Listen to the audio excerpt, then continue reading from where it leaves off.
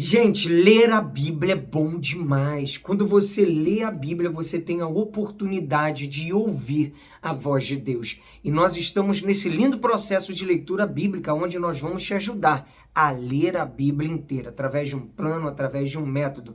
Vem com a gente, porque todos os dias nós vamos ler trechos da Bíblia e esses trechos vão se completar numa leitura inteira da Palavra de Deus. Aqui, Pastor Everton Ferreira, e nós vamos te ajudar nesse lindo processo de leitura bíblica. Se você não é inscrito no canal, se inscreva no canal, dá aquele like e compartilha para os seus contatos e grupos. Vamos à leitura de hoje. Dia 181, nós vamos ler 1 Reis, capítulo 2, Isaías 25 e 26 e Marcos, capítulo 2. 1 Reis 2. As últimas ordens de Davi a Salomão. Quando se aproximava o dia da morte de Davi, ele deu ordens a Salomão, seu filho, dizendo: Eu vou pelo caminho de todos os mortais. Portanto, tenha coragem e seja homem. Guarde os preceitos do Senhor, seu Deus, andando nos seus caminhos, guardando os seus estatutos, os seus mandamentos, os seus juízos e os seus testemunhos, como está escrito na lei de Moisés. Assim você será bem-sucedido em tudo o que fizer e por onde quer que você for. E o Senhor confirmará a promessa que me fez, dizendo: se os seus filhos guardarem o seu caminho, andando diante de mim fielmente de todo o seu coração e de toda a sua alma, nunca lhe faltará sucessor ao trono de Israel. Você também sabe o que me fez Joabe, filho de Zeruia, e o que fez com os dois comandantes do exército de Israel, com Abner, filho de Ner, e com Amassa, filho de Jéter. Ele os matou e em tempo de paz vingou o sangue derramado em tempo de guerra, manchando com ele o cinto que trazia nos lombos e as sandálias nos pés. Portanto, faça segundo a sabedoria que você tem e não permita que ele morra em paz com idade avançada.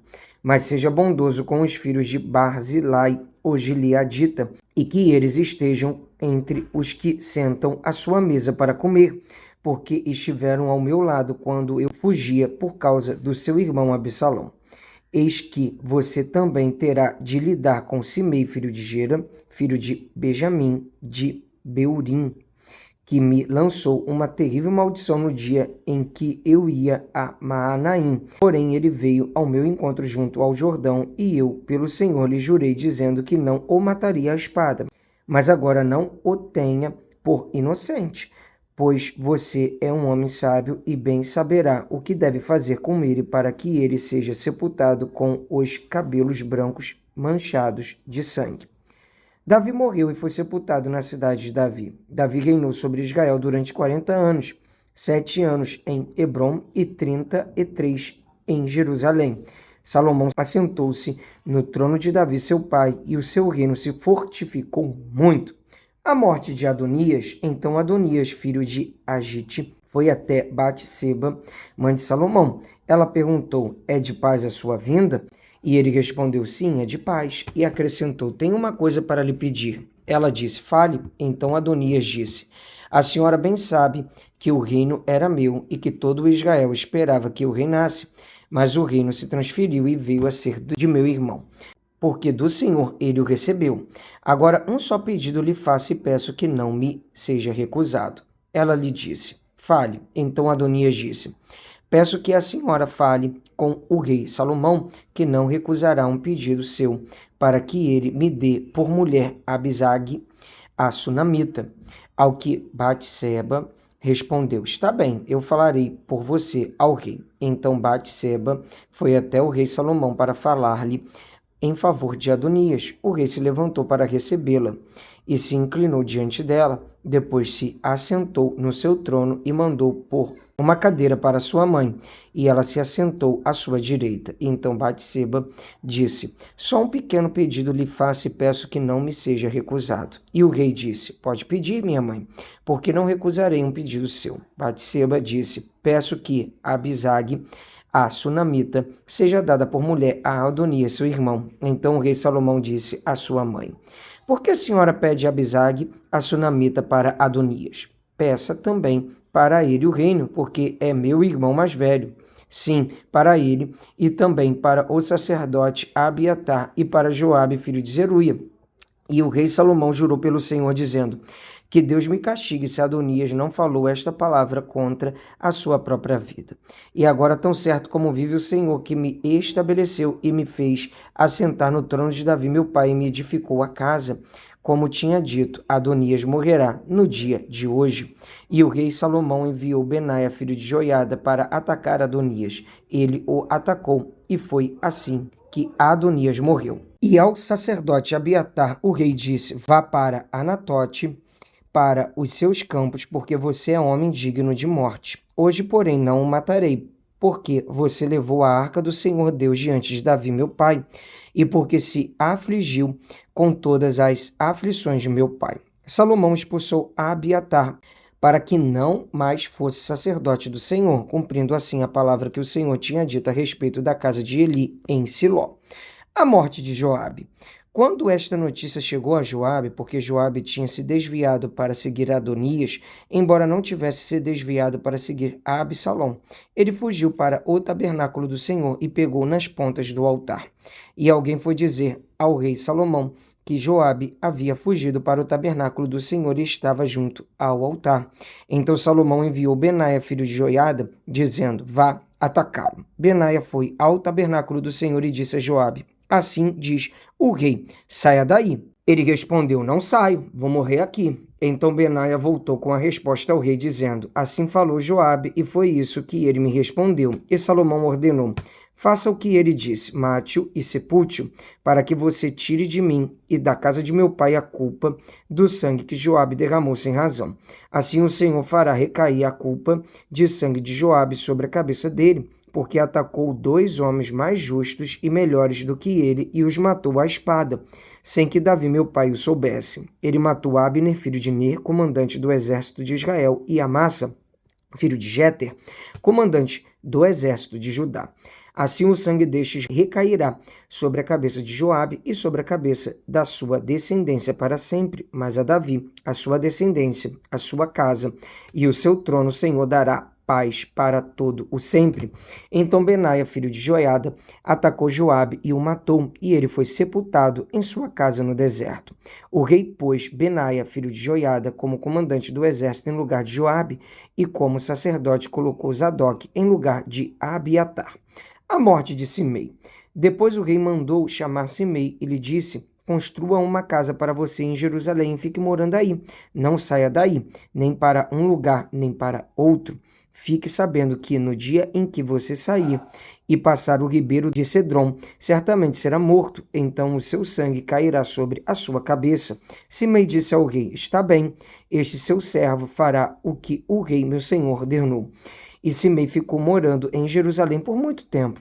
Mas ao final de 3 anos, 2 escravos de Simei fugiram para Aquis, filho de Maaca, rei de Gate, e foram contar isso a Simei, dizendo: eis que os seus escravos estão na cidade de Gate. Então Simei se levantou, preparou o seu jumento e foi até Gate, para junto de Aquis, em busca dos seus escravos. Simei foi e trouxe de Gate os seus escravos.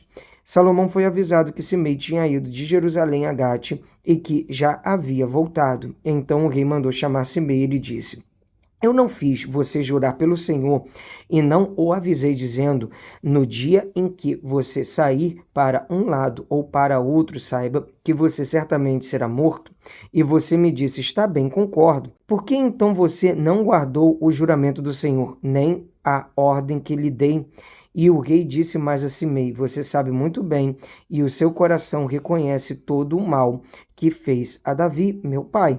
Por isso o Senhor fez recair sobre a sua cabeça o mal que você fez. Mas o rei Salomão será abençoado e o trono de Davi será mantido diante do Senhor para sempre. O rei deu ordem a Benaia, filho de Joiada, e ele saiu, atacou Simei e o matou. E assim se firmou o reino sob o domínio de Salomão. Vamos ler agora Isaías capítulo 25, cântico de louvor pela misericórdia divina. Ó Senhor, Tu és o meu Deus, eu te exaltarei e louvarei o teu nome, porque tens feito maravilhas e tens executado os teus conselhos antigos, fiéis e verdadeiros. Porque da cidade fizeste um montão de pedras, e da cidade fortificada uma ruína, a fortaleza dos estrangeiros já não é cidade, e jamais será reconstruída. Por isso um povo forte te glorificará, e a cidade das nações opressoras te temerá, porque foste a fortaleza do pobre e a fortaleza do necessitado na sua angústia, refúgio contra a tempestade e sombra contra o calor. Porque a fúria dos tiranos é como a tempestade contra o muro, como o calor em lugar seco, tu farás cessar o tumulto dos estrangeiros, como o calor se abranda com a sombra de uma nuvem, assim um hino triunfal dos tiranos será silenciado. Um banquete para todos os povos, o Senhor dos Exércitos dará neste monte um banquete para todos os povos. Será um banquete de carnes suculentas e vinhos envelhecidos, carnes suculentas com tutanos e vinhos envelhecidos bem classificados. Neste monte ele acabará com o pano que cobre todos os povos e com o véu que está posto sobre todas as nações.